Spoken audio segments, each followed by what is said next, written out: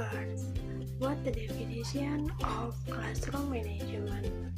The classroom management is the activity pursued by a teacher to create safe classroom situation in order to achieve maximum learning goals. The classroom management refers to the ways which in the student behavior, movement, and interaction during a lesson are organized and controlled by the teacher. Jadi di sini itu pengelolaan kelas adalah sebuah aktivitas yang dibuat oleh seorang guru membuat kelas tersebut tuh menjadi lebih kondusif, lebih tertib, yang bertujuan untuk mendapatkan pembelajaran yang lebih maksimal.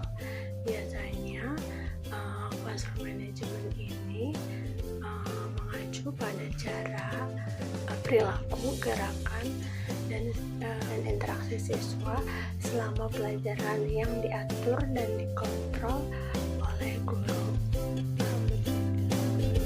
The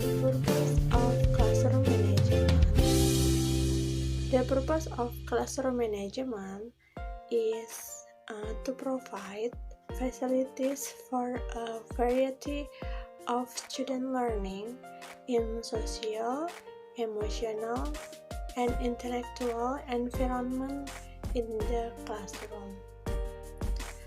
Classroom management includes two activities. The first, arrangement of people, and the second, facilities settings, yaitu yang pertama, arrangement of people or student, artinya adalah pengaturan kelas yang diatur dan disusun bersama-sama oleh guru dan murid. Yang kedua, facilities setting adalah suatu fasilitas yang telah disediakan oleh pihak sekolah untuk menunjang pembelajaran siswa di dalam kelas. Being a teacher in the classroom sometimes can be a mother. It means the managing of classroom is totally by a teacher. Jadi terkadang di dalam kelas itu seorang guru dapat juga menjadi seorang ibu. Artinya adalah semua pengelolaan kelas yang diatur dan dikendalikan oleh guru. So, the teacher should do in the classroom such as the teacher have a sense of humor, open-minded, adaptable, good example, patient, be a realistic, respect to the children, and grouping the children properly. Jadi di dalam pengelolaan kelas itu, seorang guru pun dapat menjadi seperti seorang ibu. Mengapa demikian? Karena seorang guru adalah sepenuhnya anak itu tanggung jawab guru gitu. Jadi bagaimana guru dapat menangani anak-anak dalam kelas itu akan menjadi suatu kebanggaan tersendiri, di mana guru harus memiliki sense humor atau sikap yang humoris, lalu berpikir terbuka terhadap anak, lebih sabar dalam menghadapi anak-anak dengan berbagai macam karakter yang berbeda. Lalu guru juga harus dapat berpikir terbuka, menghargai anak gitu. Terus anak juga kita besarkan dengan baik, layaknya seperti anak sendiri gitu. Jadi walaupun kita sebagai seorang guru, tetap kita harus mengayomi, melindungi, seperti itu. Lalu kemudian kita pun harus membiasakan memberikan pengajaran bahasa Inggris kepada anak-anak usia dini, karena anak-anak usia dini ini lebih gampang menyerap ilmu bahasa Inggris ketimbang orang dewasa.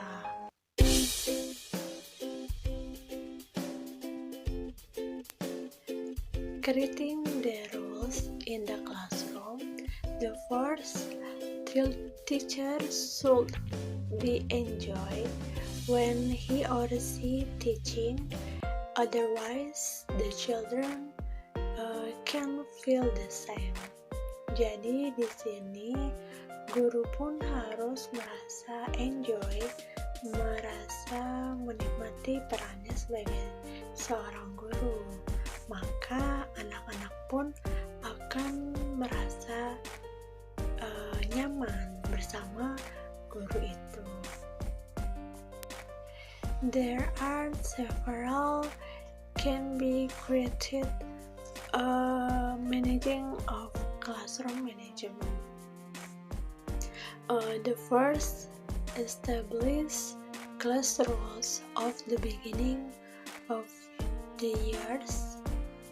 Jadi setiap tahun ajaran baru, nah di sini itu guru harus menyusun pengelolaan kelas secara baik. Number second, teach the concept of appropriate and inappropriate behavior to children.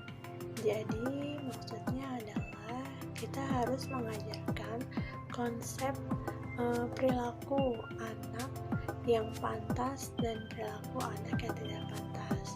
Jadi anak-anak dapat membedakan mana perilaku yang pantas dan mana perilaku yang tidak pantas. Jadi mereka tahu yang baik yang mana dan yang salah itu seperti apa.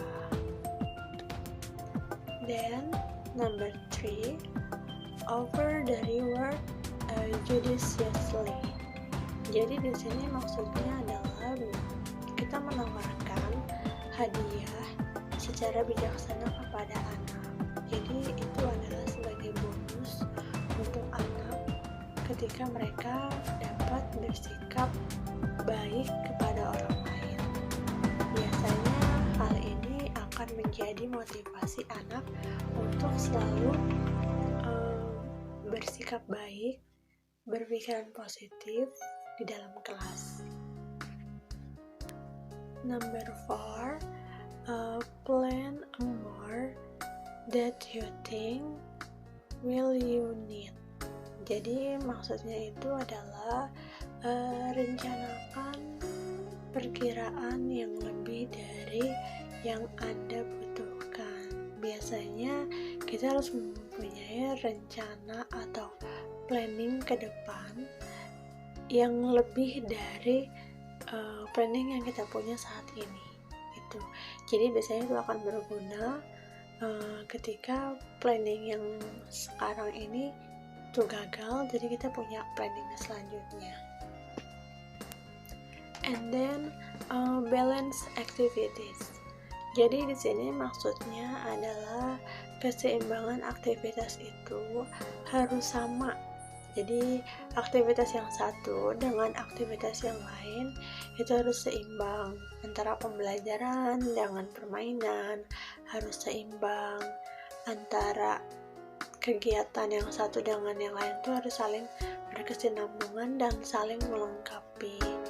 Dan yang jelas is provide specific feedback gitu. Jadi kita harus memberikan umpan balik khusus kepada anak agar anak itu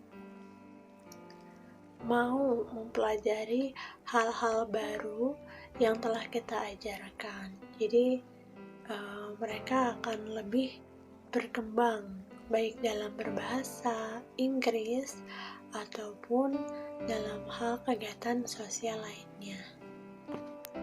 Selain itu, ada beberapa hal juga yang perlu diperhatikan dalam pengelolaan kelas, yaitu mengatur tempat duduk. Biasanya kita harus memasangkan anak yang satu dengan anak yang lain yang berlainan sifat, seperti yang pendiam dengan yang aktif, yang jahil dengan yang kalem misalkan gitu. Jadi itu bersifat lebih adil, serta guru pun harus memberikan pertanyaan atau pendapat anak secara adil, secara merata. Jadi yang ditunjuk itu tidak hanya anak yang itu saja, jadi harus semua saling adil agar si anak pun merasa ketika di dalam kelas tuh mempunyai kesempatan untuk berpendapat. The rules for successful teachers. The first, act in your student best interest. Second, come to class prepared. 3. Provide clear rules and expectations. 4. Always be willing to listen. And 5. Never stop learning. This is a rules for successful teachers, and you can do it too in your classroom management.